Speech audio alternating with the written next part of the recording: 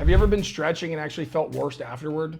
It's extremely common, and that's something that we want to dive into in this video, the top 5 reasons, top 5 mistakes that people make with stretching, because we don't want to make ourselves worse. We're trying to get rid of stiffness. So we want to make our stretching routine always productive. So let's get right into it. The number 1 mistake is not warming up the muscle. So not getting blood flow to the muscle. A lot of people do static stretching, and what that means is just holding a stretch for 30 seconds. So static stretching is good. We'd like to do more mobility stuff, but static stretching, if we go right into a stretch without warming up at all, our muscles are not conditioned to be able to open up and loosen. We have a Golgi tendon, we have a muscle spindle. The muscle spindle sends a signal to the brain saying, hey, don't stretch me anymore, I can't go that far. So getting blood flow to the muscles is gonna allow you to open up and get deeper into those stretches. So we absolutely have to warm up to some degree, get some blood flow to that muscle before we stretch it. Make sure you follow us for videos on exactly how we structure this in the clinic, so that we put together programs and routines for our clients and they actually loosen up so they don't have to constantly stretch all the time. Number 2 is stretching too aggressively, and that's stretching too fast. So this happens consistently with people in life, is that we do too little for too long and then too much too fast, and then we end up getting injured. So what we want to do is make sure that we warm into our stretches. So let's say that we're doing 3 rounds of 30 seconds, pretty easy routine with hamstring stretching. That first round, we want to first 30 seconds, we want to do 50%. So getting 50% of our range to the stretch, that end range. We're 50% of the way there. And then our second one, we get 75%. And our third one, we get to 100%. So make sure that we're not getting to end range too fast, because remember, when we're stretching, we're taking those joints and we're putting the bones up against each other, and we're hanging on ligaments there. We're lengthening those muscles out. So that's putting a lot of stress on the joint. It's putting a lot of stress on the muscle attachments. We want to make sure that we're getting into them slow and we're adjusting. We're allowing our body and our brain time for our nervous system to actually adjust to the stretch. Number 3 is knowing why you're stretching tissues. If you have a hypermobility, a lot of times people have a hypermobility and they have stiffness. So hypermobility means that their joint is moving too much. It's wiggling. And so then those muscles tense up around the area. And then when we stretch that, it actually causes us more problems. So in that situation, that's a common mistake, that we're stretching an area that has a hypermobility, and that causes us more pain. So we want to make sure that if you're dealing with back pain and you feel like you need to stretch that area of your back, that you're actually improving. And that's your measurement. If you're going to be watching this video and deciding, is it good to stretch in that area, is if you stretch and immediately afterward, within 5 minutes in that range, if it feels worse, that's not an area that we want to stretch. So we want to make sure that we're not stretching hypermobile segments of the body. Number 4 is stretching a muscle strain or muscle tear, pulled muscles. So if you have a pulled hamstring, general thought consensus is that you need to stretch it, and that's just wrong. If you have a pulled muscle, that's actually a muscle tear. We have a tear in our muscle structure, and if it's in the muscle belly, it gets a lot of blood flow to it. But that first 2 weeks, it's really essential that we don't overstretch it. If you want to put a little bit of pull on it with exercise, that's okay, because we're getting blood flow in that area. But that first 2 weeks, we really want to make sure that we're allowing the muscle to lay down collagen. So say that this is the muscle and I have a tear right here, these fibers are torn.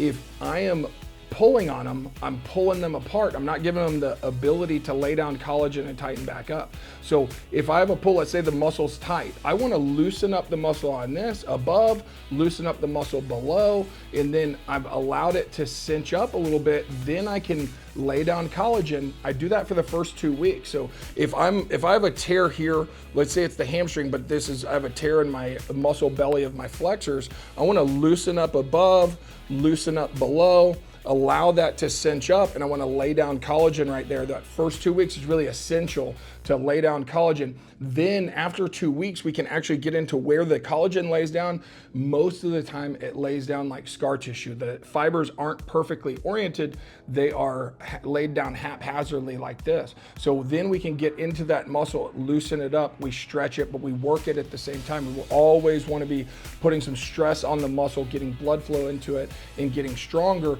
with light weight. We don't want to go directly into stretching a muscle where we have a muscle strain, a pulled muscle. That always delays our healing process. Number 5 is stretching instead of fixing a movement pattern. This is the most common mistake that we see here clinically, is that somebody's trying to stretch away a pain, stretch away a problem. I've had clients over the years that say, hey, what's one stretch that I can do to fix my back pain? He's like, well, it's a little bit more complicated than that, but it's not super complicated. Most of the time, back pain is coming from a movement pattern problem, that we're extending with our back instead of our hips. We're extending and rotating too early. So our head and our chest and our shoulders are leading the movement, and that's a movement pattern problem. So there's no amount of stretching that's going to get rid of that. So we want to make sure that we're addressing the root cause of a pain problem, and that we address it early, and that we're consistent, and we get rid of that movement pattern problem so that we're not consistently dealing with pain. And that's where I would say 99% of people fall into that. Especially if you're dealing with back pain, you have a movement pattern problem and we're trying to stretch away the pain, and it just never works. And you'll end up struggling with back pain for decades because we never fix the movement pattern problem. And so check out our videos or leave us a comment saying movement pattern, and we'll direct you in the right area to find a video about fixing your movement patterns. Making sure that we're getting a long-term fix is the goal of the channel. So leave us a comment saying movement patterns, and we'll get you there. Now, if you made it to this part of the video, we're gonna do a bonus. We're gonna talk about the things that really are effective with stretching. So the first part is firing opposing muscles. So if I'm stretching my bicep right here, I'm extending out, stretching my bicep. If I squeeze my tricep at the same time, then I'm tightening up the opposing muscle. We have something in the body called reciprocal inhibition. So if I flex my bicep as hard as I can, my tricep has to be loose. If I flex my tricep while I'm stretching the bicep, I'm gonna get way more out of it because my brain is getting the signal to relax the bicep. And so that's stretching and firing the opposing muscle. Now, on top of that, another tip that is extremely effective is in between sets of stretching.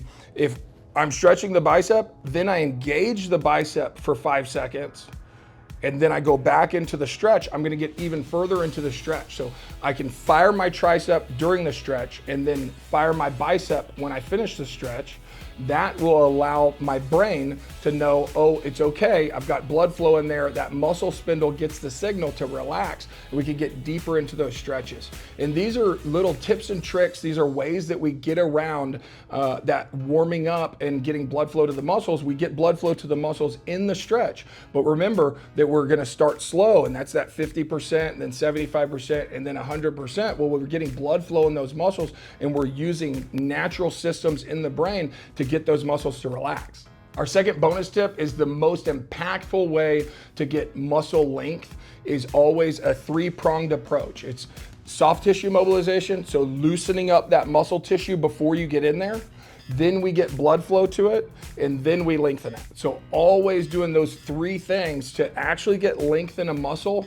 We wanna get blood flow to it after we do soft tissue work. So we loosen up the muscle tissue, grind it, glide it out, lacrosse balls, foam rollers, loosen up that muscle tissue, then get blood flow to it, and then lengthen it, and you're gonna see a lot of change much, much faster.